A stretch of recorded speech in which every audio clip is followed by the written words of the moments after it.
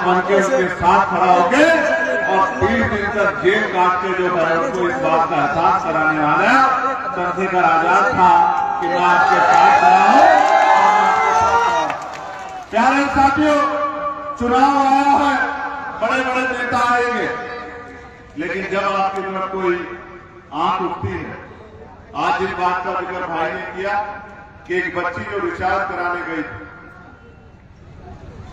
कहते हैं प्रदेश के मुख्यमंत्री कहते हैं सुशासन है, कहते हैं सुशासन है, पिछली सरकारों में जंगल राज था। मुझे नहीं पता कि सुशासन और जंगल राज में क्या फर्क है।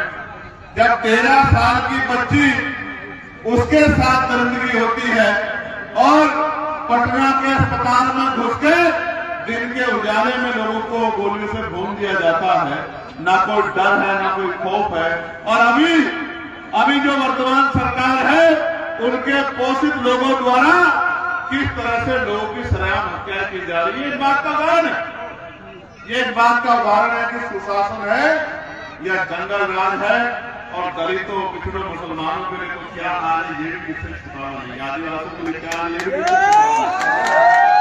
साथियों, कानून व्यवस्था पे बात करेंगे। बड़े बड़े नारे दिए जा रहे हैं, बड़ी बड़ी बातें की जा रही है। मैं आपको साधारण बात में समझाना चाहता हूं।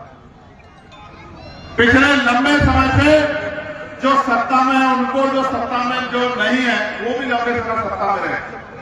आज उनके मैनिफेस्टो हम लोग देखते हैं और मैनिफेस्टो में क्या है, 1 करोड़ रोजगार देंगे, कानून व्यवस्था अच्छी करेंगे, पलायन रोक देंगे, ये करेंगे वो करेंगे, किसानों को हर फसल में MSP गारंटी देंगे। लेकिन लोकतांत्रिक व्यवस्था में आप ये बताओ, अगर ये जीत जाए, सरकार बना ले और आपकी एक मांग को पूरी नहीं करे जो मैनिफेस्टो उन्होंने बनाया, तो आप इसका कुछ कर सकते हो क्या? पिछले वालों का कुछ किया है क्या? वर्तमान वालों का कुछ कर पा रहे हो क्या? देखो, लोकतंत्र में अगर आपने किसी को वोट दिया है, आप समझो आप 50 रुपए का सामान खरीदो, सामान खराब निकल जाए, सामान के जो मानक है पूरे ना हो, आप दुकानदार के पास जा कह सकते हो कि भैया ये रहा तेरा सामान, जो वादा आपने किया था सामान के साथ वो पूरा नहीं हुआ। और दुकानदार नहीं सुनेगा तो आप कोर्ट जा सकते हो, कोर्ट में जा कह सकते हो उपभोक्ता अदालत में कि साहब मैंने 50 रुपए अपनी मेहनत की कमाई के लिए और इस आदमी ने जो सामान दिया दुकानदार ने, वो सामान अच्छा नहीं था, वो सामान खराब था, मैंने 50 रुपए वापस मिल लेते। लेकिन ये जो वोट आप देते हो, जो करोड़ रुपए से कीमती है, जो इतना ताकतवर है कि जिसे चाहो कुर्सी में बिठा दो और जिसे चाहो जमीन पे पटक दो, जब इस वोट को आप देते हो और 5 साल वो आदमी आपकी बस्ती में भी ना आए, आपके दुख में ना आए, आपके सुख में ना आए, आपकी लड़ाई ना लड़े, आप पे होने वाले जुल्म पे आवाज ना उठाए, आप कहीं नहीं जा सकते, उसका कुछ नहीं कर सकते। ज्यादा से ज्यादा कर सकते हो जब 5 साल बाद दोबारा मौका आए तो अपने दर्द को याद करके उसके खिलाफ, उसकी मुखालफत में वोट कर सकते हो, उसका कुछ नहीं कर सकते। आप मेरी बात को सुनिए। वो लोग आपकी तरफ पलट के देखते हैं तो आपको भी तो तय करना है कि आपकी वोट से बड़ा नेता आपके काम आना चाहिए, नहीं आना चाहिए, आना चाहिए नहीं आना चाहिए। यहाँ अकेले आफ्ताब नहीं है, आफ्ताब तो आपकी इस शानदार सुंदर विधानसभा का चेहरा, आफ्ताब के पीछे जो आजाद है, आफ्ताब के पीछे कमल वालिया खड़े, आफ्ताब के पीछे अमर ज्योति खड़े और आफ्ताब के पीछे आप और हम सब लोग खड़े हैं। और मैं ये मानता हूं आपकी एकता, आपका भाईचारा। भाई चुनाव जीतने के लिए समीकरण होते हैं, यहां जो आपकी एकता बनी है उसका वोट इतना है कि अगर आप मजबूती से वोट कर दोगे, अपने वोट को खराब नहीं करोगे, किसी की बातों में नहीं आओगे, तो मैं लिख के देता हूं कि बड़े बड़े ताकतों को जैसे हमने नगीना में पटक दिया था, इस विधानसभा में पटक के भाई आपका विधानसभा जाएगा। और मैं आज आपको विश्वास दिलाता हूं, सड़क पे हमारी संख्या कम नहीं है, आंदोलन हमारा कमजोर नहीं है, लेकिन लोकसभा में हमारा प्रतिनिधित्व है। आपका नेता लेकिन विधानसभा में नहीं है। जब आपके मन पर अन्याय की आंख उठती है, कोई उंगली उठती है, कोई लाठी उठती है, तो मैं महसूस करता हूं कि मेरा एक आदमी विधानसभा में ऐसा नहीं जो जाके आवाज उठा दे। मौका आ गया मेरे भाइयों, मौका आ गया कि अपनी ताकत बढ़ाओ, मौका आ गया है।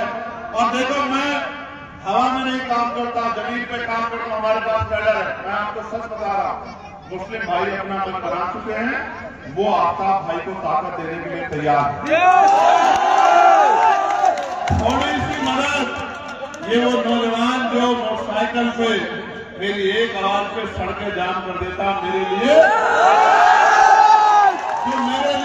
दिन रात खड़ा रहता है, जो मेरी एक आवाज पे बड़ी बड़ी सरकारों को हिलाने का काम करता है, यहाँ या दिल्ली में मेरी एक आवाज पे चलाता। मैं अपने भाई को, अपनी माँ को, अपनी बहन को, अपने बुजुर्गों को कहने आया, लोकतंत्र है, जिसके पास ताकत होगी उसी की सुनवाई। क्या हालात है आपके? आपने नहीं देखा सड़कों के हालात? आपने देखे गांव गलियों की सड़कें, ये जो रास्ता है इतनी बुरी है कि पैदल आप निकल नहीं सकते। सुशासन की बात की जाती है, विकास की बात की जाती है, देश के प्रधानमंत्री बड़ी बड़ी बातें कर रहे हैं, होम मिनिस्टर आ गए बड़ी बड़ी बातें कर रहे हैं, लेकिन आप बताओ ये विकास है? 15-15 साल 20-20 साल से आप मुख्यमंत्री हो, ये विकास है कि लोगों को चलने का रास्ता नहीं है? ये जो बाढ़ग्रस्त क्षेत्र है, यहाँ के लोग 6 महीने जानवरों से बुरा जीवन जीते हैं, अपनी बहन बेटे को सम्मान की रक्षा नहीं कर पाते। इन निकम्मी सरकारों को उनका दर्द दिखाई नहीं देता। मैं आपको पूछना चाहता हूँ, अगर अमीर गरीबों का इतना इंटेंसी है तो गरीबों के इन हालों पर उनको आंसू क्यों नहीं आते? आप महसूस करके देखो मेरे भाइयों, मेरे परिवार के लोगों, मेरी माँ ने सोचो, चुनाव के बाद 5 साल आपकी बस्ती में कोई आता है क्या? अपने दिल में रख के बताओ, कोई आपका भूखा पेट देखने आता है क्या? कोई आपका बीमार शरीर देखने आता है क्या? कोई आपका खाने का रास्ता देखने आता है क्या? कोई आपके आंसू देखने आता है? क्यों नहीं आता? क्योंकि उनका जब मतलब निकल जाता है फिर उनको कोई फर्क नहीं पड़ता। मुझे फर्क पड़ता, जब आपकी आंख में आंसू आते हैं तो मुझे फर्क पड़ता, जब आपके ऊपर लाठी चलते हैं तो मुझे फर्क पड़ता है, जब आपके खिलाफ विधानसभा में, लोकसभा में कानून बनते हैं तो मुझे फर्क पड़ता है। और जब मैं देखता हूँ, मेरे आज भी याद है कोरोना काल कि जब वहां से मेरा मजदूर भाई प्लान करके आ रहा था तो केंद्र में भी यही सरकार थी और राज्य में भी यही सरकार थी, इनके पास ना बस थी ना ट्रेन थी, ना जीते जी आपकी जान सुरक्षित, आपका सम्मान सुरक्षित, ना मरने के बाद आपकी जान और आपका सम्मान सुरक्षित। जो आपकी परवाह नहीं करते, जो आपको अपना नहीं मानते, जो आपके दुख को दुख नहीं समझते, आपको भी समझना पड़ेगा कि उनकी लड़ाई सत्ता की और हमारी लड़ाई आपके स्वाभिमान, सम्मान और आपके हक अधिकार की बात को आपको समझना। मैं आपसे कहना चाहता हूं, उनके पास बस नहीं थी, उनके पास ट्रेन नहीं थी, आज उनके पास हजारों करोड़ रुपए प्रचार करने का है, आज उनके पास बड़े बड़े ऐड देने के पैसे हैं, ना वो कल आपके थे ना आज आपके। इसलिए मैं आपको कहना चाहता हूं, लोकतंत्र है, जिसका नेता होगा उसकी सुनवाई होगी।